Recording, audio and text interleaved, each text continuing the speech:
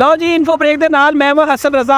ਅੱਜ ਸਕਾਫਤੀ ਮੇਲਾ ਸੱਜ ਗਿਆ ਜ਼ਿਲ੍ਹਾ ਵਿਹਾੜੀ ਦੇ ਵਿੱਚ ਤੇ ਮਰੀਮ ਨਵਾਜ਼ ਸ਼ਰੀਫ ਦੇ ਵਿਜ਼ਨ ਦੇ ਮੁਤਾਬਿਕ ਸਕਾਫਤੀ ਮੇਲੇ ਦੇ ਵਿੱਚ ਹਿੱਸਾ ਲਿਆ ਹੈ DPS ਸਕੂਲ ਵਿਹਾੜੀ ਦੇ ਵਿੱਚ ਤੇ ਪ੍ਰਿੰਸੀਪਲ ਸਾਹਿਬ ਮੌਜੂਦ ਨੇ ਕਿ ਅੱਜ ਸਕਾਫਤੀ ਮੇਲਾ ਪੰਜਾਬੀ ਕਲਚਰ ਦੁਬਾਰਾ ਉਜਾਗਰ ਕਰਨ ਦੀ ਕੋਸ਼ਿਸ਼ ਕੀਤੀ ਹੈ। ਕਿੰਨੀ ਕੰਟਰੀਬਿਊਸ਼ਨ ਹੈ, ਲੋਕ ਕਿੰਨਾ ਇੰਜੋਏ ਕਰ ਰਹੇ ਨੇ।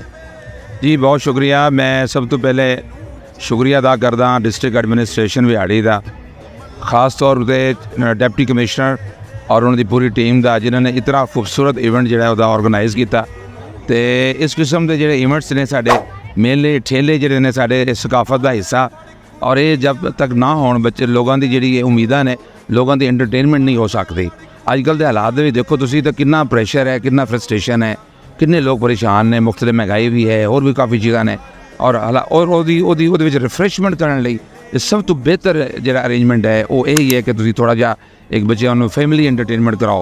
और ये फैमिली फेस्टिवल जो Punjab family festival district administration ने ऑर्गेनाइज किया है और ये DPS ने बड़ा रोल अदा किया है। और डिप्टी कमिश्नर साहब का मैं शुक्रगुजार हाँ कि जिन्होंने सानू बड़ा मौका दिता।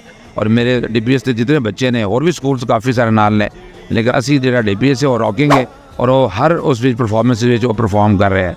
तो अलहमदुलिल्लाह तमाम बच्चे की चेहरा के उत्ते खुशी देख के असी बड़े बहुत इत्मीनान का इजहार करते हैं, क्योंकि इस किस्म के मेले ठेले ही सानू जो है वो जिंदा रखते हैं। और जिंदा कौम की पहचान है कि पंजाब के जो पंजाब तो कल्चर है जी, पंजाब तुहानू पता है पंजाब जिंदा दिल है और पंजाब ही सब तो रॉक कर रहे हैं इंशाअल्लाह ताला।